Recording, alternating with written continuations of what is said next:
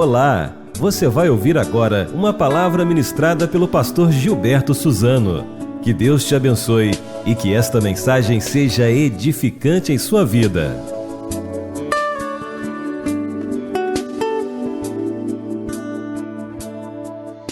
Irmãos, nós estamos encerrando nesta noite a série de mensagens Retorno à Santidade. Foi uma jornada de estudos que marcou profundamente a vida de nossa igreja.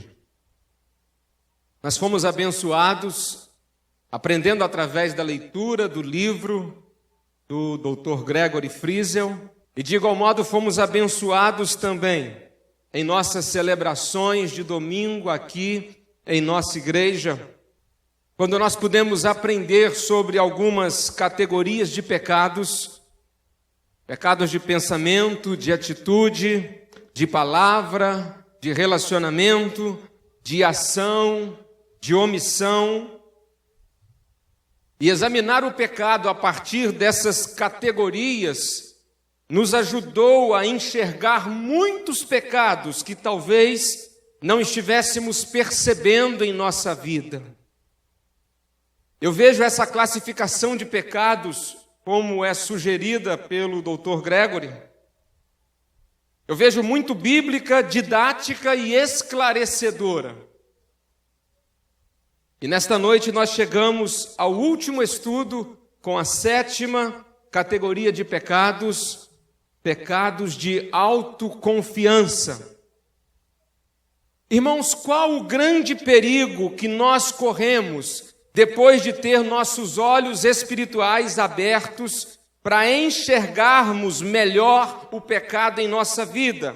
Sejam eles pecados de pensamento, de atitude, de palavra, de relacionamento, de ação ou omissão. Qual o grande perigo que nós corremos? O grande perigo é nos acharmos fortes agora o suficiente e santos o bastante, caindo de ponta num pecado que é o pecado da autoconfiança. Eu vou repetir então isso.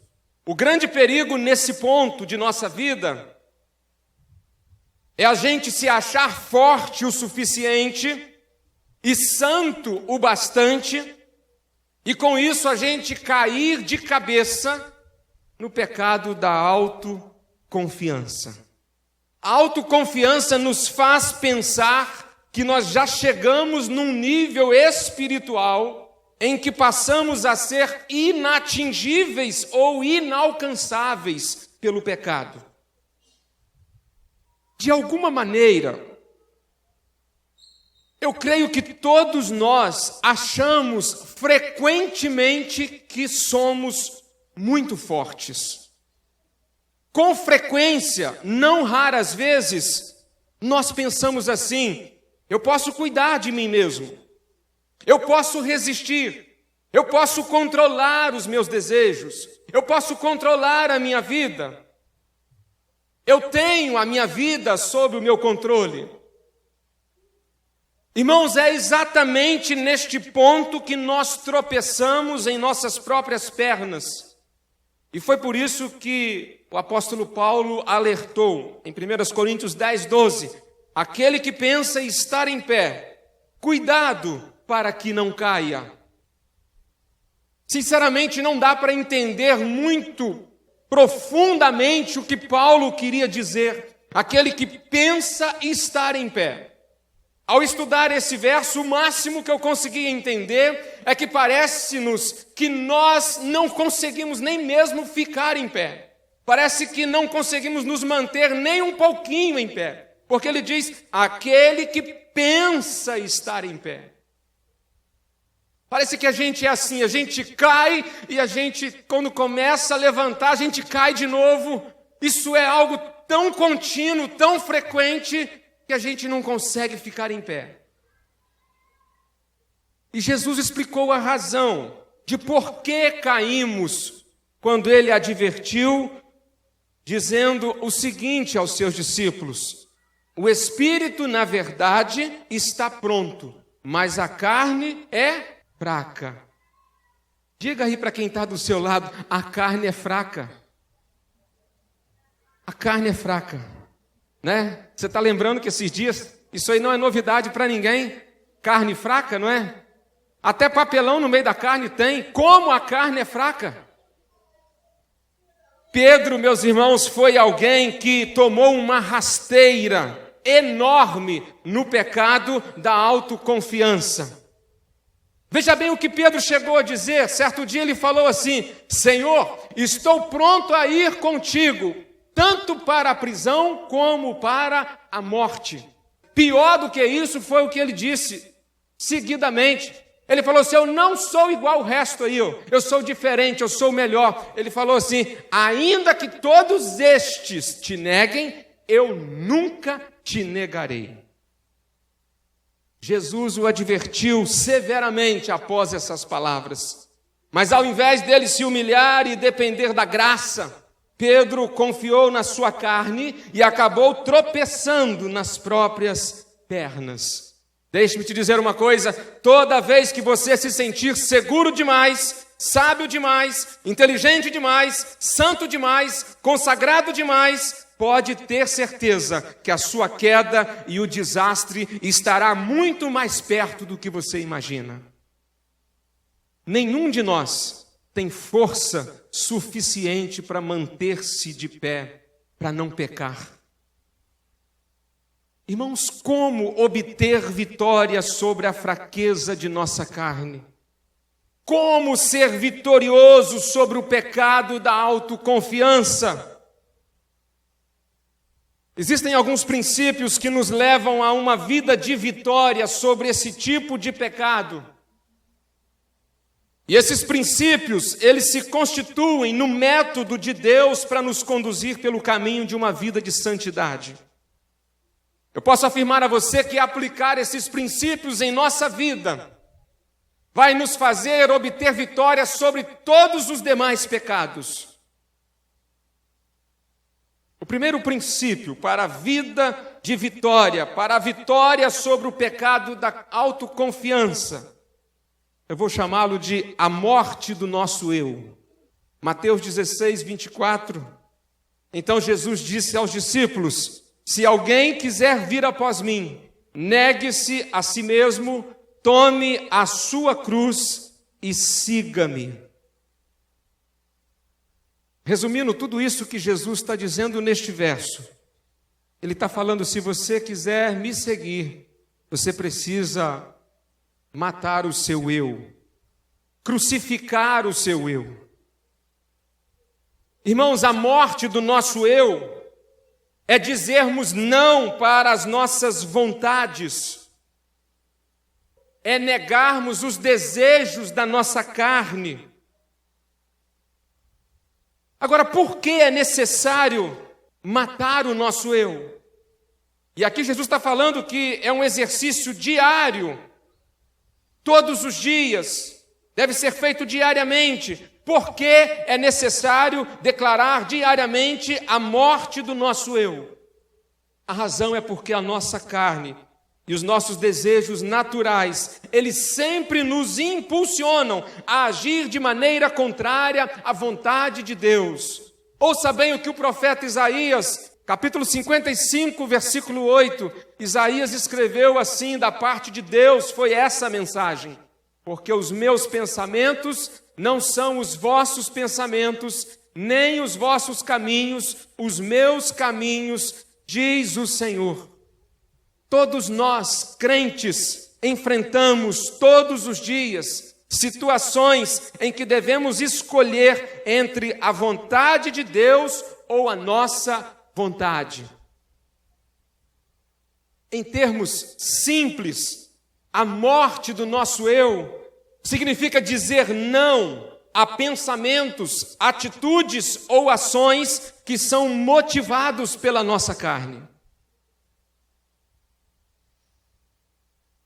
E eu quero ser bem prático nesta noite, como tenho procurado ser em algumas outras oportunidades.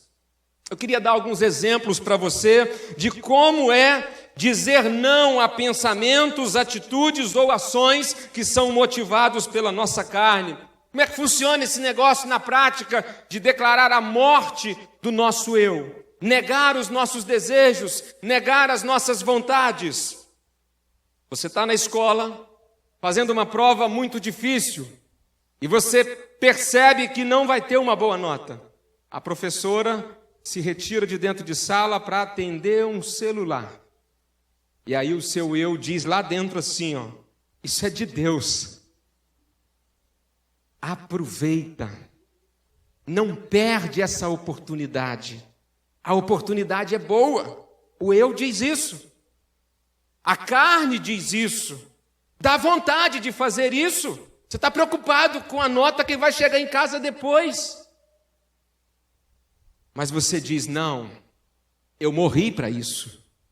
Eu morri para isso, para esse desejo, para essa vontade. Você está terminando o ensino médio. E você está aí com seus 16, 17 anos. E o seu eu, a sua carne, ela diz, olha, escolha a carreira que dá mais dinheiro. Pois a coisa mais importante na vida é ter uma boa casa, um carro de luxo, ter grana para viajar, ter um celular de última geração, um J7, 17, 27 ou 37. A carne diz isso. E aí você diz, não, eu morri para isso.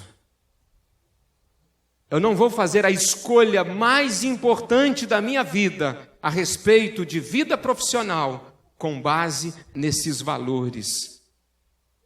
Eu não vou fazer isso. Se Deus me chamar para ser um missionário no meio dos índios, para comer minhoca, comer barata, eu vou. Se Ele me chamar, eu vou. Você está namorando? E aí o testosterona está aí em mais de 900. E aí o seu eu lá dentro diz assim, ó, você tem que transar. Porque isso hoje é normal. E a carne deseja. A testosterona está passando de 900 nanogramas por decilitro de sangue. A carne deseja. Mas você diz, não, eu estou morto para isso. E morto não faz essas coisas. Eu morri. Você está na festinha na casa de um amigo, sua mãe, seu pai não está lá, pastor também não está, e foi somente você, não tem ninguém mais da igreja. E aí o seu eu diz assim, bebe, pode beber, não tem nada a ver não. E o seu eu vai te lembrar, até Jesus estava numa festa de casamento e transformou água em vinho. Não tem problema não, bebe um golinho só. O seu eu diz isso.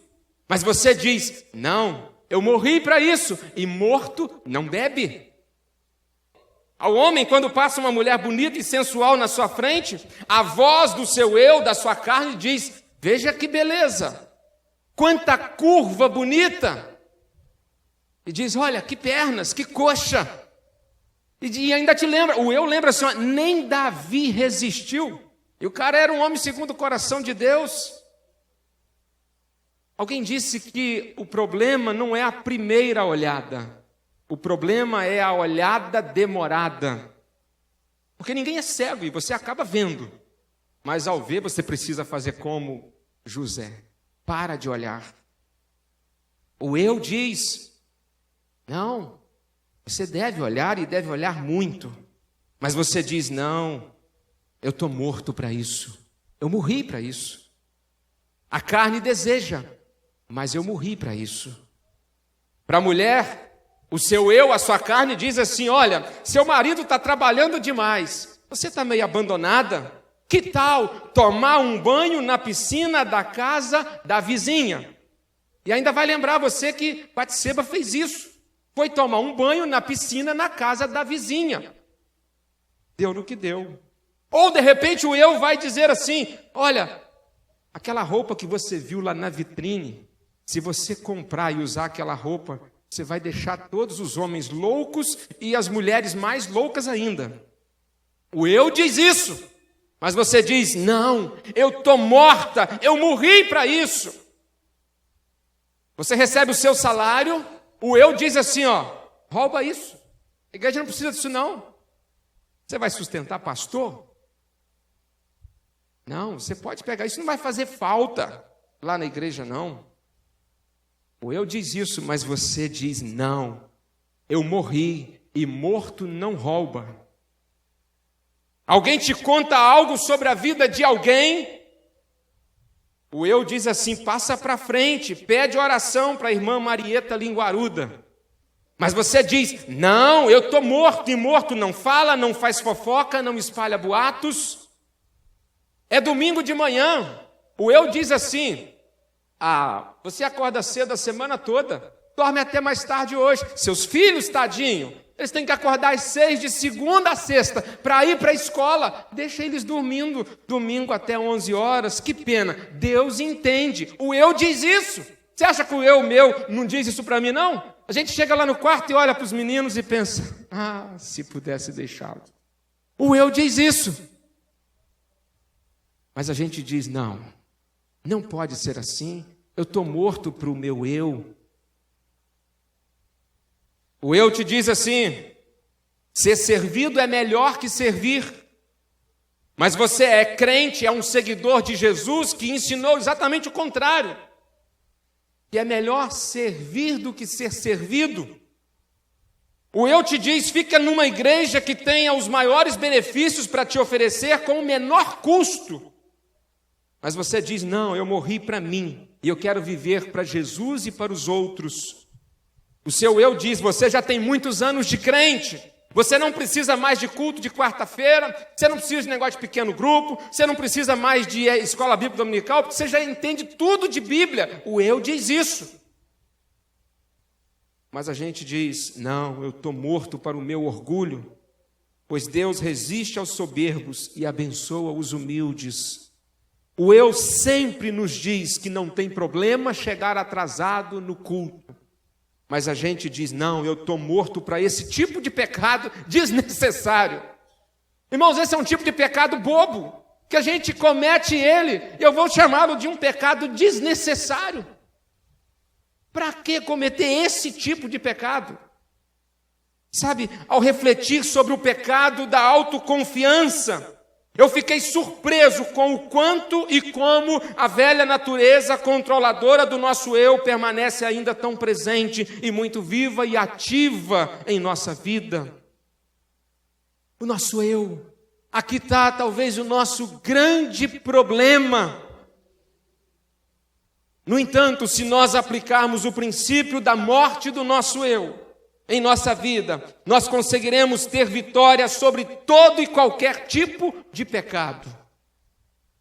Quando a gente olha para Davi, o rei Davi, um homem segundo o coração de Deus, o maior rei da história da nação de Israel, até hoje naquela nação que foi reerguida agora no século passado, até hoje, quando se fala em um exemplo de um bom governo, de um bom reinado, Davi é referência. Este homem, no auge da sua vida, no auge da sua carreira, em torno de 50 anos de vida, com toda a experiência que ele tinha, ele foi vencido pelo seu eu, quando olhava simplesmente por uma janela e viu uma mulher no lugar errado, na hora errada, fazendo a coisa errada. E ele fez também da sua parte uma coisa errada. Ficar olhando, desejando e logo depois procurar por aquela mulher. Ali naquela janela, o seu eu, a sua carne, os seus desejos o levou à maior derrota de sua vida. Aquele homem que venceu um gigante chamado Golias, não conseguiu vencer os desejos da sua carne. Aquele homem que venceu tantos exércitos inimigos, tantas forças exteriores, não conseguiu e sucumbiu diante de uma força do seu eu, uma força do seu interior. Morte do eu, morte dos nossos desejos. De maneira alguma eu estou dizendo que isso seja fácil. Haverá momentos, meus irmãos, em que será muito difícil morrer para si, negar a si mesmo e tomar a cruz. E muitas vezes seremos tentados a ceder à voz, ao clamor do nosso eu. Esta é a razão de muitos crentes estarem tão cansados espiritualmente e porque tantos crentes vivem sem poder espiritual algum. Em algum momento da caminhada, eles se defrontaram com a cruz e recuaram. Em algum momento, eles começaram a retroceder e cederam à velha natureza centrada no eu. Como consequência, perderam a intimidade do relacionamento pessoal com Jesus e a vida abundante prometida de forma tão clara nas Escrituras. Isso explica por que tantos crentes têm tão pouco do Espírito Santo. Nós precisamos entender uma coisa: a vida centrada no eu, nas nossas vontades, ela nunca pode ser melhorada, por isso ela tem de ser crucificada com Cristo. Um teólogo inglês do século XVII, John Owen, ele escreveu: ou mortificamos os nossos desejos pecaminosos, ou nossa alma morrerá. Guarde isso no seu coração. Fazer o funeral do nosso eu nunca será fácil, mas uma coisa é certa: depois de cada morte para o nosso eu, haverá uma nova e gloriosa liberação da presença de Deus em nossa vida. Deixe-me te dizer uma coisa, eu citei alguns exemplos práticos aqui ainda há pouco, exemplos do dia a dia, coisas simples que acontecem todos os dias. A cada vez que você conseguir dizer não, que você conseguir fazer morrer esse desejo da sua carne, você será de alguma maneira alguém que vai receber mais e mais da presença de Deus naquele momento, naquele ato. Haverá uma nova e gloriosa liberação da presença de Deus em nossa vida. Porque à medida em que nós escolhemos a vontade de Deus, ao invés da vontade da carne, Deus libera mais do Espírito Santo dele sobre nós. Então vale a pena realmente morrer para si mesmo. Vale muito a pena. Você sabia que o meu desafio, nesse aspecto, declarar a morte do meu eu, ele é muito maior do que o seu? Para mim, além de ter que escolher sempre a vontade de Deus, ao invés da vontade da minha carne, para a minha vida pessoal, como pastor, eu tenho que usar este mesmo princípio para conduzir a igreja que Deus me confiou. Muitas vezes, irmãos, Deus manda tomar certas decisões às vezes difíceis, que a minha carne luta e reluta, dizendo: Deus, tem um caminho mais fácil. Eu queria que você fosse talvez pastor por um dia, em certos momentos. Às vezes pessoas me procuram para dizer: pastor, eu faria diferente. E eu às vezes penso: eu também faria. Eu também não faria assim. Mas a questão não sou eu. Eu me lembro de que um dia, no mesmo dia, 3 pessoas, uma por telefone e 2 pessoalmente: pastor, isso é loucura. Esse caminho não pode ser. Esse é o mais difícil, tem alguns atalhos, tem um jeitinho aqui. Se o senhor faz mais ou menos assim, o negócio seria uma chupeta. Seria muito mais fácil, menos doloroso. Eu disse: realmente seria. A minha carne desejou muito por isso. Mas a questão não é a minha vontade. É a vontade que precisa prevalecer, a dele, e não a minha.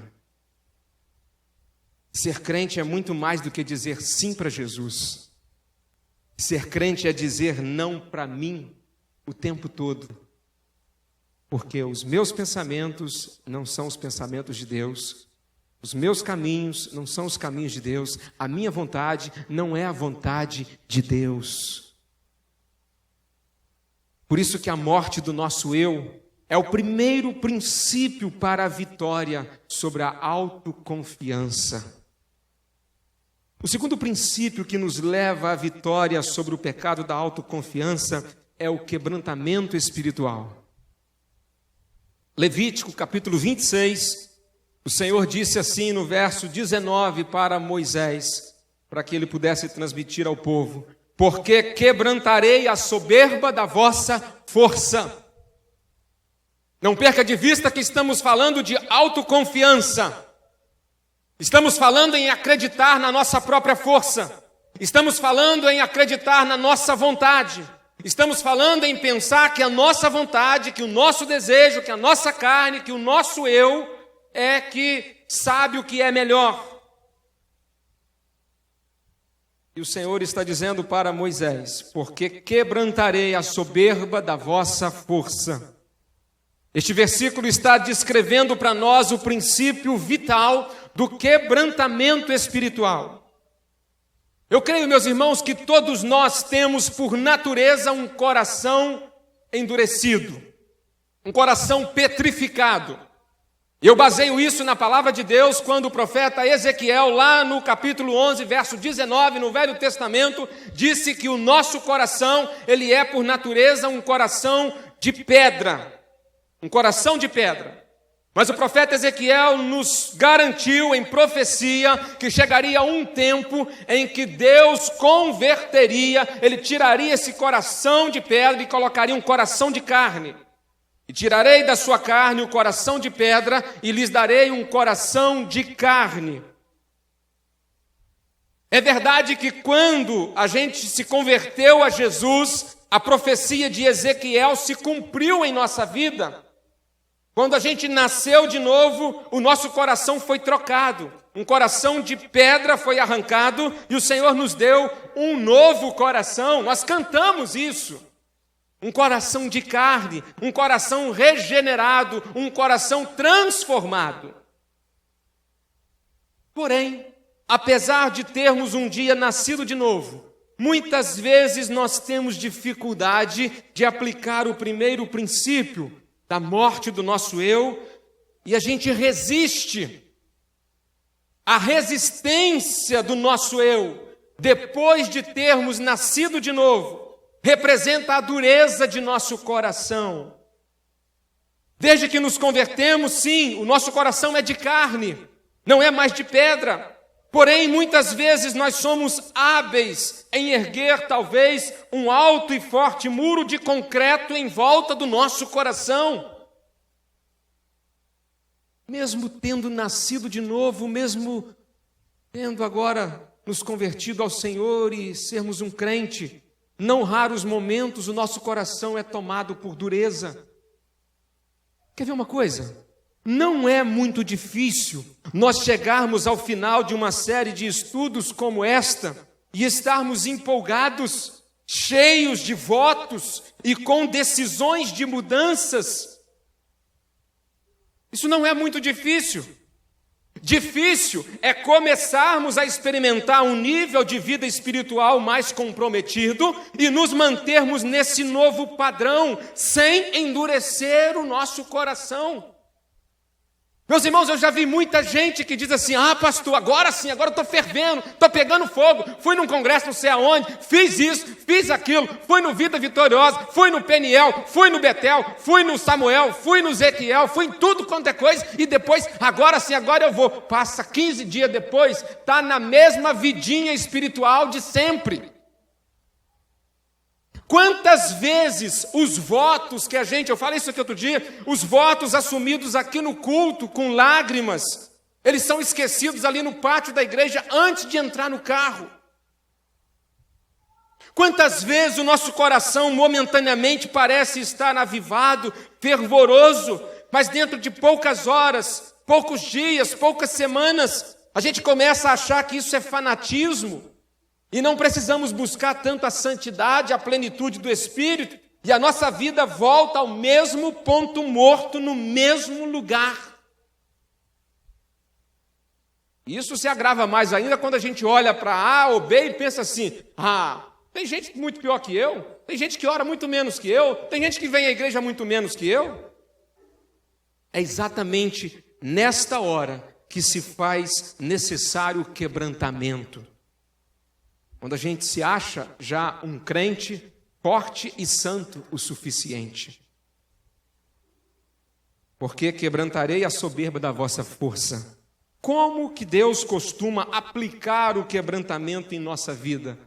Deus costuma usar 2 métodos. O método principal de Deus é através da sua bendita palavra, a palavra de Deus. Quando o nosso coração começa a ficar meio petrificado, ou a gente começa a erguer algum muro em volta do nosso coração. Jeremias 23, 29, a palavra de Deus vem ao nosso encontro e nos diz assim: não é a minha palavra como fogo, diz o Senhor, e como um martelo que esmiuça a pedra. Deixa eu te falar uma coisa, a palavra de Deus não foi nos dada para ficar massageando o nosso ego, para ficar elogiando a gente. Esse livro aqui condena as nossas ações pecaminosas de um lado ao outro. Se você pensa que vir aqui à Igreja Batista Seab, você vai vir e vai chegar aqui e vai escutar uma mensagem que vai te fazer sair daqui feliz, assim, falar, poxa, eu sou a melhor pessoa do mundo, eu sou o mais especial do mundo. Você está muito enganado. Porque a palavra de Deus nos diz que nós somos miseráveis pecadores que somos. Paulo diz que era o mais miserável de todos.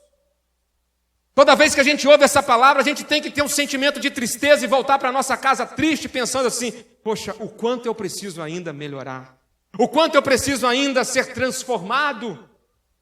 E essa tristeza não deve ser uma desmotivação, pelo contrário.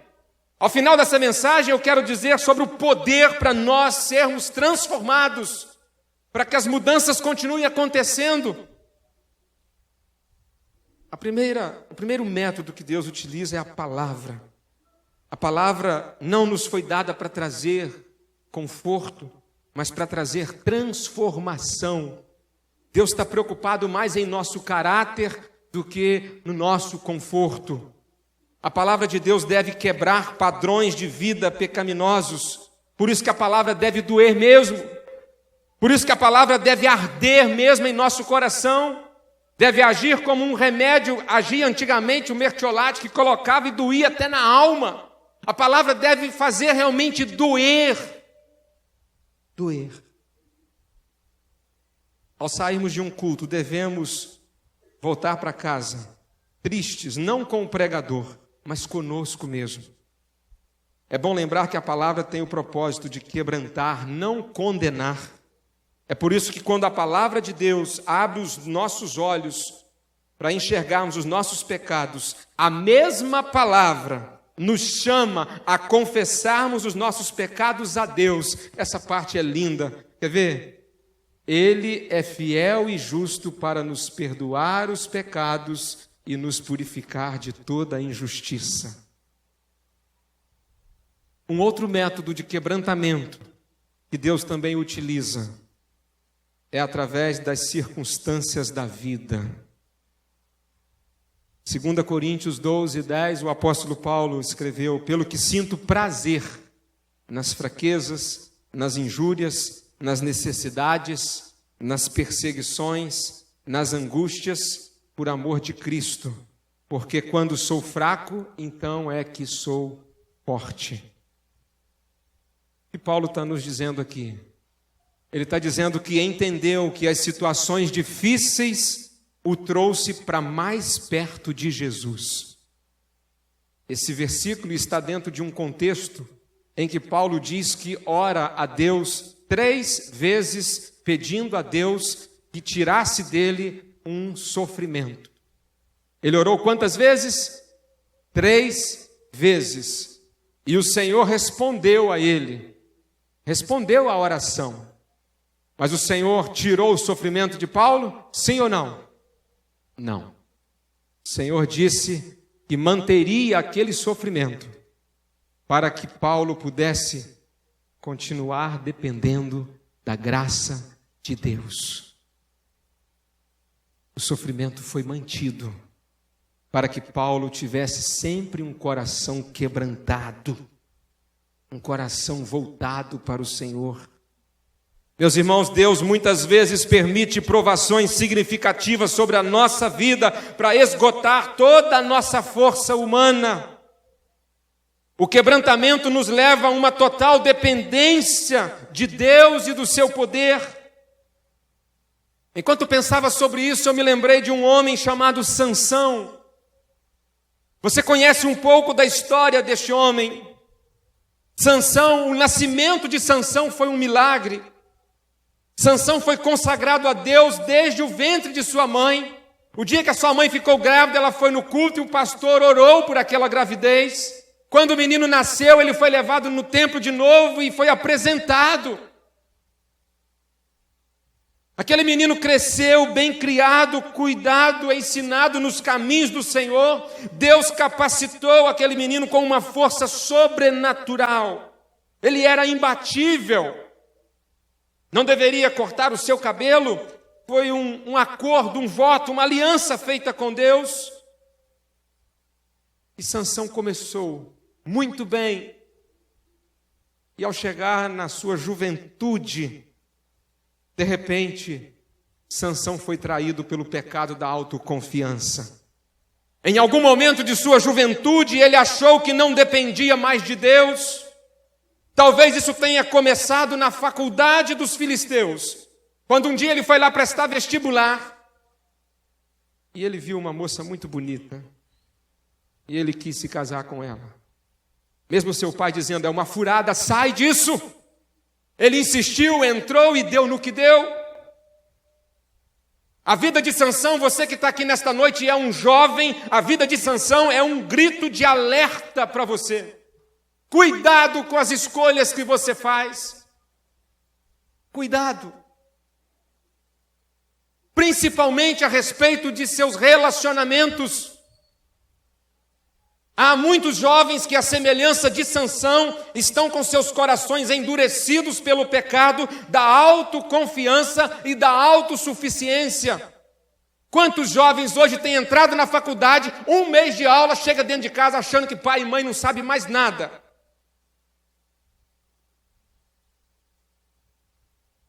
Sansão, no final de sua vida, careca, os cabelos começando a crescer, com os 2 olhos furados, ele virou refém dos filisteus. Certo dia, ele foi levado ao templo do deus Dagon, que era um deus adorado pelos filisteus. Ele pediu que o levassem até as colunas principais do templo. E enquanto mais de 3.000 homens zombavam de Sansão, agora aquele caco de homem, cego, humilhado, ele tem o seu relacionamento com Deus restaurado. Ele se lembra de fazer uma oração. E ele ora as seguintes palavras: ó Senhor Deus, lembra-te de mim e dá-me forças, só mais esta vez. Juízes 16, 28 diz que o Senhor ouviu a sua oração. E Sansão pediu para ser levado até a coluna principal daquele grande templo, onde mais de 3.000 pessoas estavam reunidas. E ali ele derrubou aquela coluna principal. Morreu ele e todas as pessoas que estavam naquele lugar. Sansão matou mais gente em sua morte do que em toda a sua vida. No último momento de vida, Sansão se arrependeu e voltou para Deus. Ele foi preciso ficar cego, praticamente nu e humilhado para voltar-se para Deus, para ter o seu coração quebrantado. Pela graça de Deus, o nome de Sansão vai constar lá na galeria dos heróis da fé de Hebreus, capítulo 11. Meus irmãos, quantas vezes a gente só ouve Deus através da dor? Quantas vezes a gente só ouve a voz de Deus através do sofrimento? Quantas vezes Deus fala conosco suavemente através da sua palavra, mas nós estamos sempre ocupados demais e não ouvimos? Até que vem um problema, vem uma dificuldade, vem uma adversidade. Então a gente acorda da sonolência espiritual e começamos a orar. Começamos desesperadamente a buscar a Deus novamente. Voltamos a ler a palavra, retornamos para a igreja. Eu creio que Deus nessas horas olha para a gente e diz: ah, meu filho, como eu gostaria de tê-lo perto de mim, não apenas na hora do aperto, mas o tempo todo. Eu imagino que Deus deva ter olhado para Sansão naquele último dia da vida daquele homem e dito para ele: ah, Sansão, como eu havia escrito uma história de vida diferente para você, mas você não quis viver na minha vontade. Você escolheu viver de acordo com o seu eu, de acordo com a sua carne, com os seus desejos, com as suas vontades. Irmãos, bendita é a dor que nos coloca de novo na presença de Deus. O quebrantamento é sempre o jeito doloroso de Deus destruir o nosso eu. O quebrantamento nos faz reconhecer que toda a nossa força é apenas uma farsa. Samuel Chadwick, um médico cristão inglês, anotou que é incrível o que Deus pode fazer com um coração quebrantado, se nós lhe entregarmos todos os pedaços. Isso me fez lembrar as palavras de Davi no Salmo 51, verso 17. Os sacrifícios para Deus são o espírito quebrantado. A um coração quebrantado e contrito não desprezarás, ó Deus. Permita que o Senhor quebrante o seu coração. Este é um princípio fundamental para uma vida de vitória sobre o pecado. Seja de qualquer forma que você esteja ouvindo, diz Hebreus 3,15, se hoje, vamos ler juntos? Se hoje ouvirdes a minha voz, não endureçais o vosso coração. Se hoje ouvirdes a sua voz, não endureçais os vossos corações. Meus irmãos, eu devo confessar que se essa mensagem terminasse por aqui, talvez nos sentíssemos bastante desanimados com a vida cristã. Sim, viver a vida cristã, ela parece ser algo impossível. Parece-nos algo impossível ser um crente, ser um seguidor de Jesus. Parece que esse negócio de negar a si mesmo, renunciar os nossos desejos, tomar a nossa cruz, crucificar o nosso eu, isso realmente, em nossa força, é impossível. Impossível. No entanto, há um terceiro princípio para obtermos uma vida de vitória sobre o pecado. Um terceiro princípio. E ele trata de uma surpreendente verdade: a dependência total do poder de Cristo. Você vai dizer para a pessoa do seu lado agora: é difícil, mas você pode. Porque a palavra de Deus garante que nós podemos. Não pela nossa força, mas na dependência total do poder de Cristo. É verdade que na vida cristã sempre há algo a ser feito por nós. E com certeza há hábitos, ações e atitudes que devemos tomar. Porém, nunca poderemos confiar em nossa própria força. A gente escolhe o bem, a gente evita o mal, procuramos fazer o certo, mas tudo isso só é possível pelo poder de Cristo dentro de nós. Ninguém consegue negar a si mesmo, matar o seu eu na sua própria força.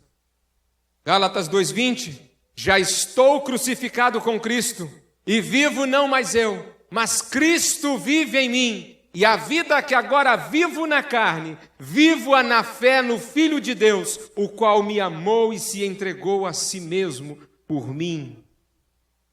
A questão não é a força ou a qualidade de nossas ações, mas a profundidade de nossa dependência total do poder de Cristo. E eu convido você para dizermos bem fortes, Filipenses 4:13. Vamos dizer juntos: posso todas as coisas naquele que me fortalece.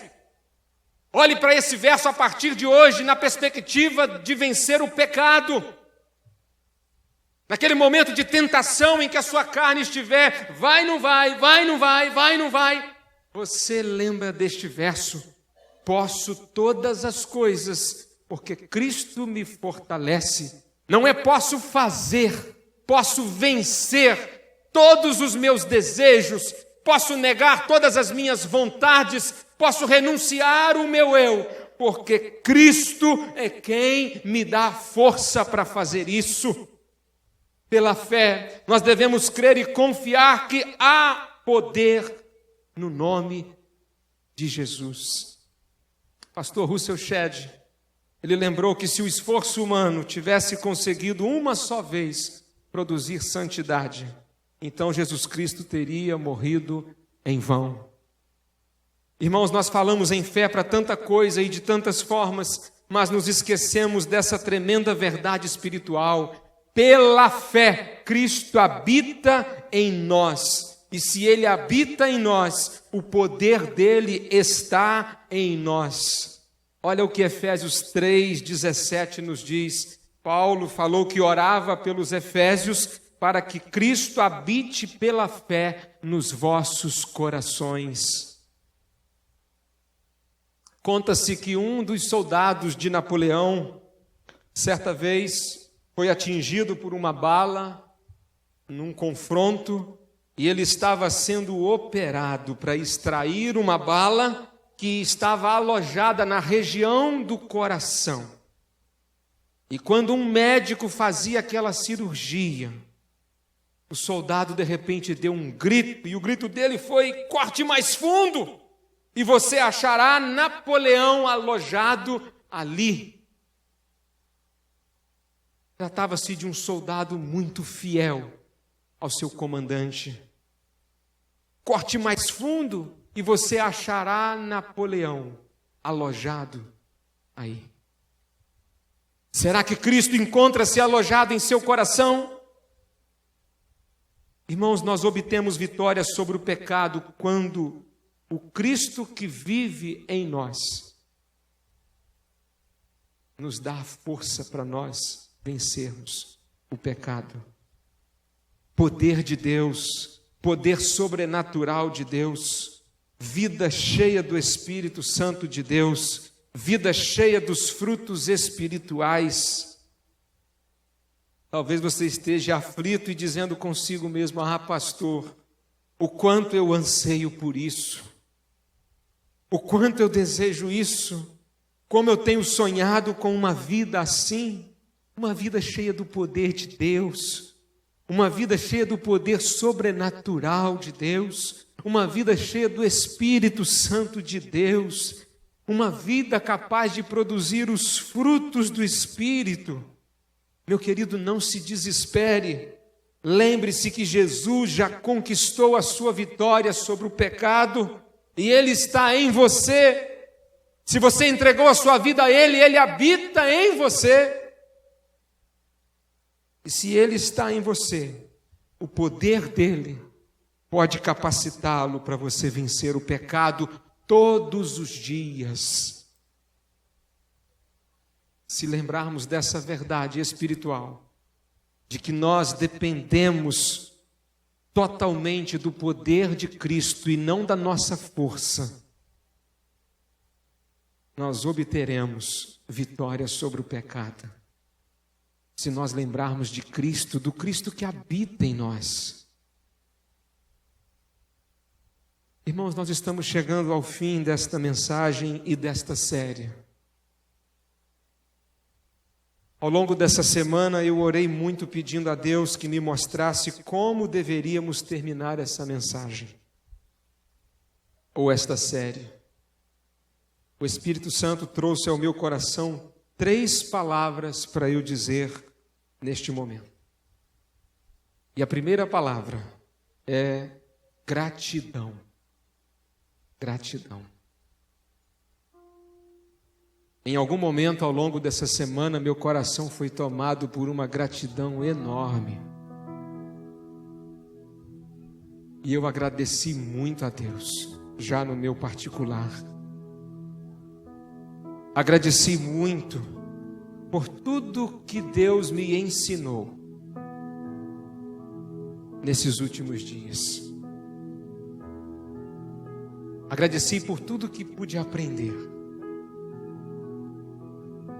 Agradeci porque, apesar de tão tolo que era, a graça de Deus foi suficiente para abrir os meus olhos a respeito de muitos pecados dos quais eu estava e eu preciso de purificação.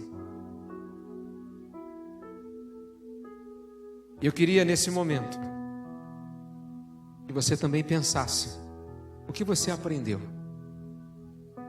Você conseguiu aprender alguma coisa nesses últimos dias? Seus olhos puderam ser abertos a respeito de algumas coisas? A primeira palavra então foi gratidão. A segunda palavra, confissão. Depois de tudo que nós ouvimos, você percebeu em você algum dos pecados mencionados? Pecados de pensamento, pensamentos de dúvida da salvação, duvidar do amor de Deus, pensamentos mundanos, pensamentos sexuais impuros, pecados de atitude de mornidão espiritual, atitude de orgulho espiritual, atitude de descontentamento de espírito, pecados de palavra, maledicência, murmuração, conversas inúteis, pecados de relacionamento, seja na família, no ambiente de trabalho, na igreja, pecados de ação, imoralidade sexual, idolatria, alguma coisa ou alguém no lugar de Deus, no coração. Meu querido, se você está aqui nesta noite e está preocupado ainda com o resultado do jogo que estava acontecendo quando você veio para a igreja, você ainda é um idólatra e precisa se libertar disso, precisa colocar Deus no centro do seu coração. Pecados de ação como o roubo nos dízimos. Se você ainda não consegue ser fiel nessa área da sua vida, você tem roubado a Deus e isso é pecado. Pecados de omissão, descuido da vida espiritual, negligência dos dons espirituais, não cumprir a missão. Pecados de autoconfiança, achar que já é santo o suficiente, que já é um bom crente, e que nenhum desses pecados podem estar presentes hoje em sua vida. Baixe sua cabeça nesse momento e reflita sobre você. Como é que está a sua vida? O Espírito Santo está nesta hora, eu tenho absoluta certeza que Ele está tocando no mais íntimo do seu coração. Permita que Ele te convença dos seus pecados. E Ele convencendo, confesse esses pecados agora. Você aí, fale para Deus em pensamento: Senhor, eu confesso esse ou esses pecados. Peça o perdão, que a palavra nos diz que Ele é fiel e justo para nos perdoar de todo o pecado e nos purificar de toda injustiça. Confissão. Confesse seus pecados a Deus. Confesse. Peça perdão. Confissão traz arrependimento, que gera perdão,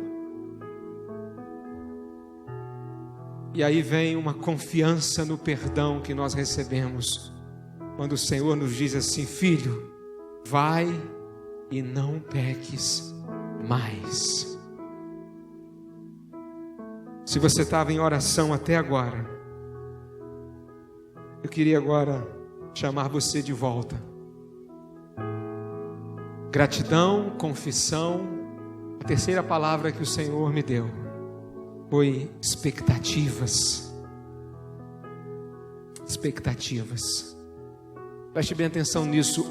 O dia em que nós vivermos verdadeiras experiências da plenitude do Espírito Santo em nós, a gente vai ser tão impactado que nunca mais vamos querer viver com menos do que isso. E essa é a minha expectativa. Nós queremos viver isso. Nós vamos viver experiências maravilhosas, inesquecíveis de plenitude de Deus em nós. Amém? Sim ou não? E esse é um apelo que eu faço nesta hora, é um convite a você. E se você deseja viver experiências maravilhosas de plenitude de Deus na sua vida, se você deseja sair daqui cheio dessas expectativas, eu convido você a ficar em pé nesse momento. Vamos, meus irmãos, vamos ouvir aquele grito que o Espírito Santo está dando a nós nesta noite, nos chamando, para a gente permitir que Ele nos encha. A gente foi grato a Deus porque Ele abriu os nossos olhos. A gente confessou os nossos pecados. Confiamos que o Senhor tem nos perdoado, tem nos purificado de toda injustiça. Mas vamos agora nos encher de expectativas. E eu convido você para nós cantarmos uma canção e fazermos dessa canção uma oração verdadeira, colocando o nosso coração realmente, totalmente à disposição do Espírito Santo de Deus, para a gente provar, para a gente ver o mais doce amor, que é o amor do Senhor por nós, que liberta o nosso ser, que de toda vergonha nossa se desfaz, e a presença do Senhor que nos enche. Vamos dizer ao Senhor nesta hora, para o Espírito Santo dele: Santo Espírito, és bem-vindo aqui. Queria que você pensasse esse aqui, tanto no coração, na sua vida, quanto no espaço, na congregação, no meio do povo de Deus. Celebremos, cantemos ao Senhor.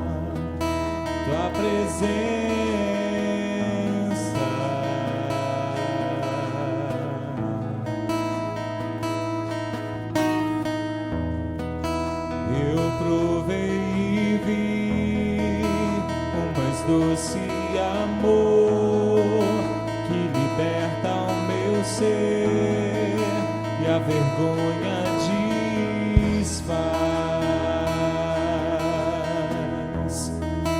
Tua presença,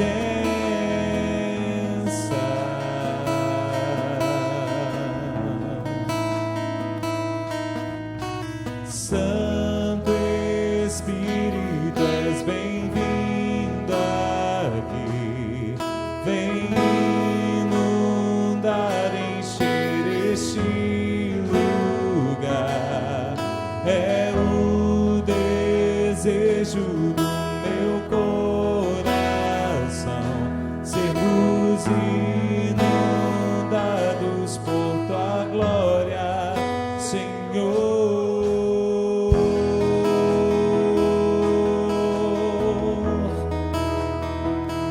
Senhor,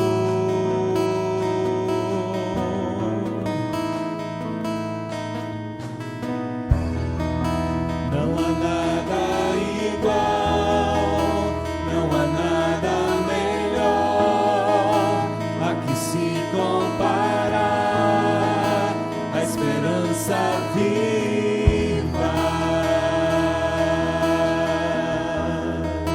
tua presença.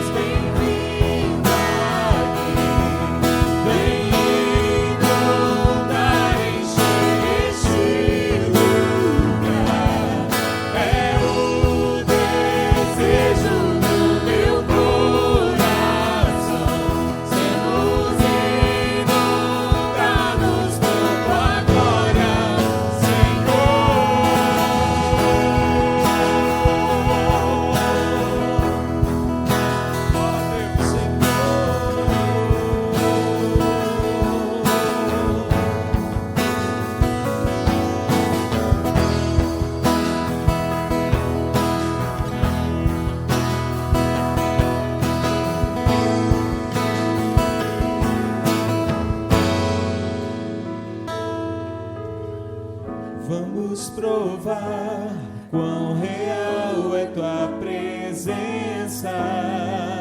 Vamos provar tua glória e bondade. Vamos provar quão real é tua presença.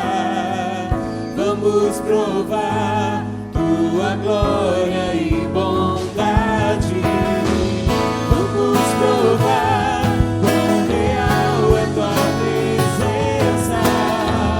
Vamos provar tua glória e bondade.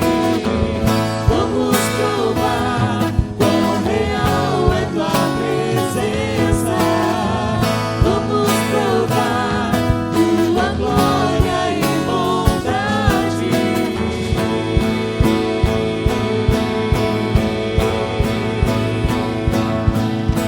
Santo Espírito, és bem-vindo aqui. Vem inundar, encher este lugar. É o desejo do meu coração. Sermos inundados por tua glória, Senhor. Santo Espírito, és bem-vindo aqui. Vem inundar, encher este lugar. É o desejo do meu coração. Sermos inundados por tua glória, Senhor.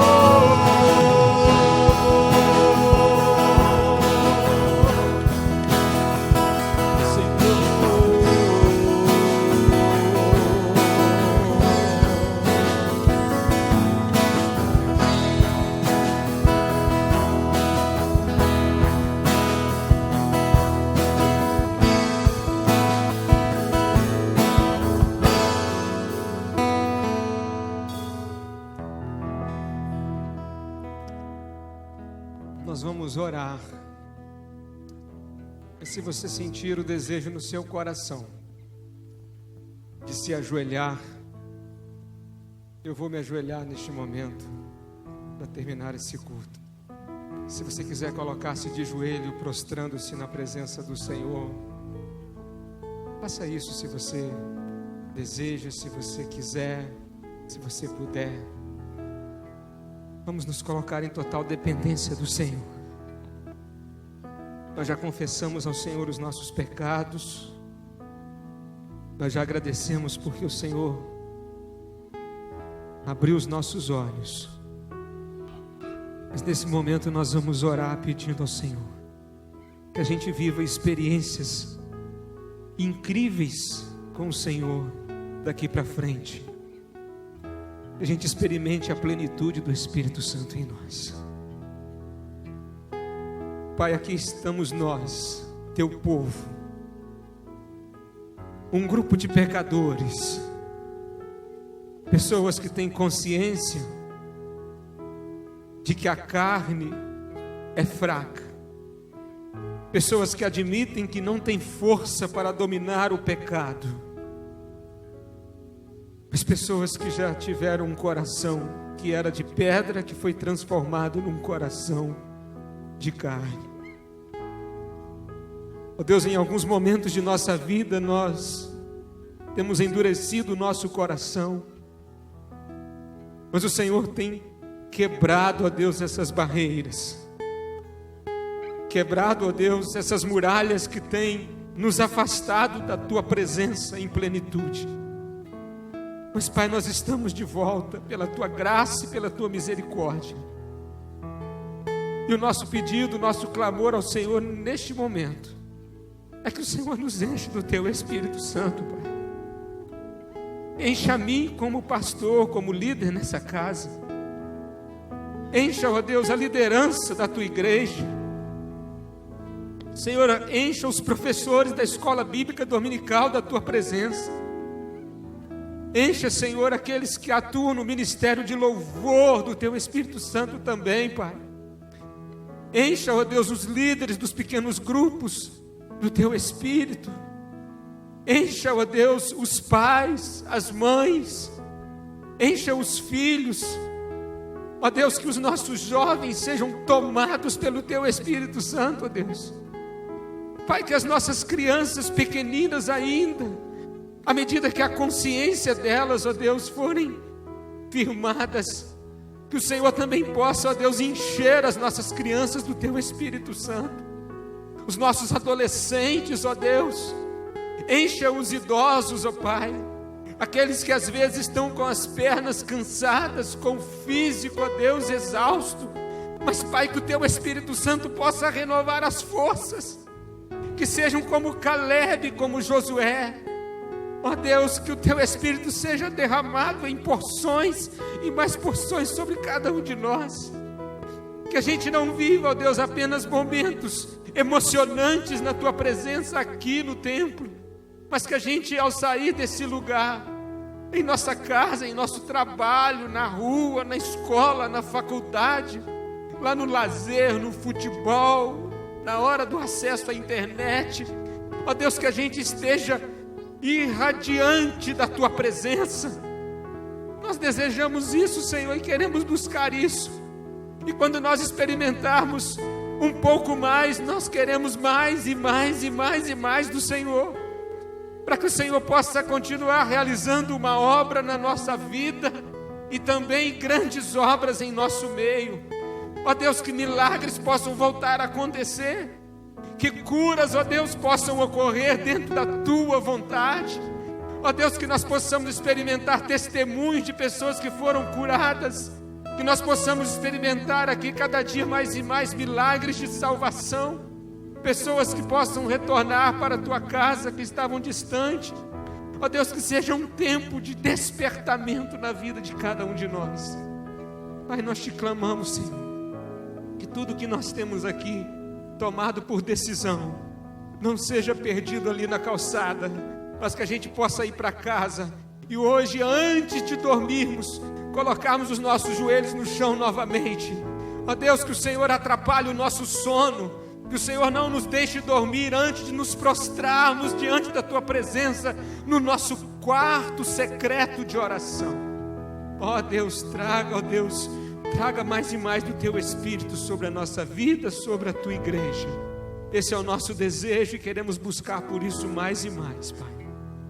Ó Espírito Santo, seja bem-vindo aqui em nosso meio, Pai. Senhor, muito obrigado por tudo, Senhor. É a oração que fazemos no nome de Jesus. Amém e amém, Senhor Deus. Amém.